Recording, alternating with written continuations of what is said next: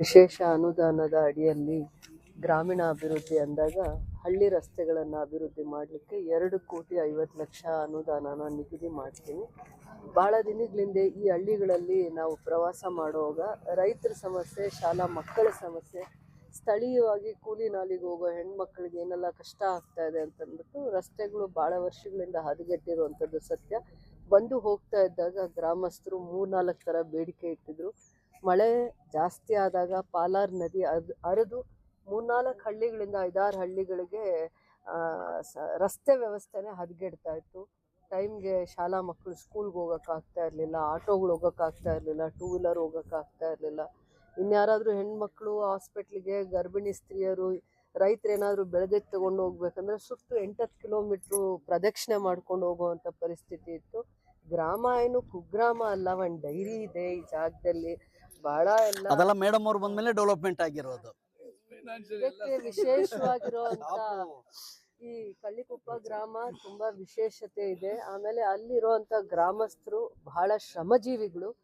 ಸ್ವಂತ ಖರ್ಚಿನಲ್ಲಿ ದೇವಸ್ಥಾನ ಕಟ್ತಾರೆ. ಊರಿನ ಅಭಿವೃದ್ಧಿ ಬಗ್ಗೆ ತುಂಬಾ ಕಳಕಳಿ ಇರುವಂತ ಜನ. ಏನೇ ಮಾತಾಡಿದ್ರು, ಗಟ್ಟಿ ಧ್ವನಿಯಿಂದ ಮಾತಾಡಿದ್ರು ಕೂಡ ಅವರಿಗೆ ತಮ್ಮ ಊರಿನ ಬಗ್ಗೆ, ತಮ್ಮ ಸಮಸ್ಯೆಗಳ ಬಗ್ಗೆ ಕಳಕಳಿ ಜಾಸ್ತಿ ಇದ್ದಿದ್ದನ್ನು ನಾನು ಮನಗಂಡಾದ್ಮೇಲೆ ಹಿಂದೆ ಯಾವಾಗೋ ದೇವೇಗೌಡರು ನೀರಾವರಿ ಸಚಿವರಾಗಿದ್ದಾಗ ಚಿಕ್ಕದು ಸೇತುವೆಯನ್ನು ಮಾಡಿರ್ತಾರೆ. ತದನಂತರ ದಿನಗಳಲ್ಲಿ 30-40 ವರ್ಷಗಳ ನಂತರ ಅದು ಬಹಳ ಹದಗೆಟ್ಟಿರುತ್ತೆ. ಅದನ್ನು ನಾವು ಸರಿಯಾದ ರೀತಿ ಮಾಡಬೇಕು ಅಂದಾಗ 7.5 ಕೋಟಿ ವೆಚ್ಚದಲ್ಲಿ ನಾವು ಮಾಡಿರ್ತೀವಿ ಎರಡೂ ಕಡೆ ಬರ್ತಾ. ಅದನ್ನು ಆದಮೇಲೆ ರಸ್ತೆ ವ್ಯವಸ್ಥೆ ಹಳ್ಳಿಗಳಿಗೆ ಸರಿಯಾದ ರೀತಿ ಸಂಪರ್ಕ ಮಾಡ್ತೀವಿ ಅಂತ ಹೇಳಿದ್ವಿ. ಇವತ್ತು ಅದು ಕೂಡ ನೆರವೇರ್ತಾ ಇದೆ. ಸ್ಥಳೀಯವಾಗಿ ರೈತರಾಗಿರ್ಬೋದು, ಈ ಭಾಗದ ಮುಖಂಡರಾಗಿರ್ಬೋದು, ಕಳಕಳಿ ಇರುವಂಥ ಯಾರೇ ಗ್ರಾಮಸ್ಥರಾಗಿರ್ಬೋದು ಈ ಕೆಲಸನ 2.5 ಕೋಟಿಯಲ್ಲಿ ಮದ್ನಾಯಕನಹಳ್ಳಿ, ಜಯಮಂಗ್ಲ, ಕಳ್ಳಿಕೊಪ್ಪ ಈ ರಸ್ತೆ ಸಂಪರ್ಕವಾಗಿ ಮತ್ತೆ ಚಿನ್ನಪ್ಪನಹಳ್ಳಿ ಈಗ ಹೇಳ್ತಾ ಇದ್ರು, ಇಲ್ಲಿಂದ ಒಂದು ಚಿಕ್ಕದು.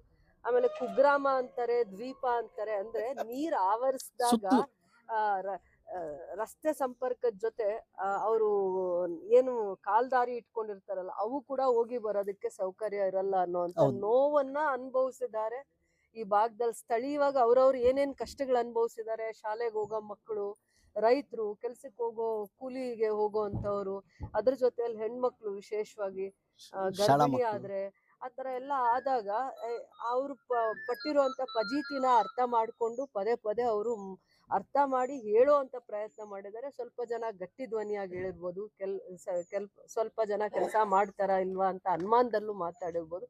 ಅದಕ್ಕೆಲ್ಲ ತೆರೆ ಎಳೆಯುವಂಥ ಕೆಲಸ ಮಾಡಿ ಸರ್ಕಾರದಲ್ಲಿ ಗಟ್ಟಿಯಾಗಿ ಯಾವುದು ಸಮಸ್ಯೆಗೆ ಅತಿ ವೇಗವಾಗಿ ಅನುದಾನ ತರಬೇಕು ಅನ್ನೋಂಥ ವಿಚಾರದಲ್ಲಿ ಪ್ರಯತ್ನ ಮಾಡಿದ್ದೀವಿ. ಇವತ್ತು ಅವ್ರ ಮುಖದಲ್ಲಿ ಪೂಜೆಗೆ ನಿಂತಿದ್ದಾರೆ ಅಂದಾಗೆ ಒಂದು ಸಮಾಧಾನ ಆಯಿತು. ತುಂಬ ಕಷ್ಟ ಆಗ್ತಿತ್ತು. ಇವ್ರು ನಿಂತ್ಕೊಂಡು ನನ್ನ ಅಕ್ಕ ಅಂದ್ಬಿಟ್ಟು ಎಲ್ಲರನ್ನೂ ಕರ್ಕೊಂಬರಕ್ಕೆ ಹೋಗೋ ಅಷ್ಟರಲ್ಲಿ 2 ಅವರ್ ಆಗ್ತಿತ್ತು. ಇವತ್ತು ನಾನು ಬರೋಕ್ಕೆ ಮುಂಚೆ ಇಡೀ ಊರವ್ರು ನಿಂತಿದ್ದಾರೆ ಅಂದರೆ ನಾನು ಅವ್ರ ಮಾತು ಉಳಿಸ್ಕೊಂಡಿದ್ದೀನಿ ಅನ್ನೋದು ಅರ್ಥ ಇಲ್ಲಿ ಕಾಣಿಸ್ತಾ ಇದೆ. ಅದು ಒಂದು ಗೌರವ ನಮಗೆ ಇನ್ನೂ ಸ್ಫೂರ್ತಿ ಆಗುತ್ತೆ.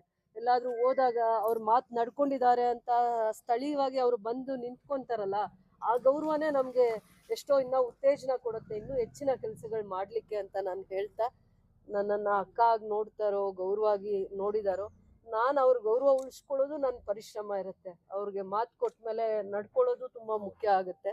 ಆ ರೀತಿಯಲ್ಲಿ ನಾವು ಜವಾಬ್ದಾರಿನ ನಿಭಾಯಿಸ್ಬೇಕಾಗತ್ತೆ.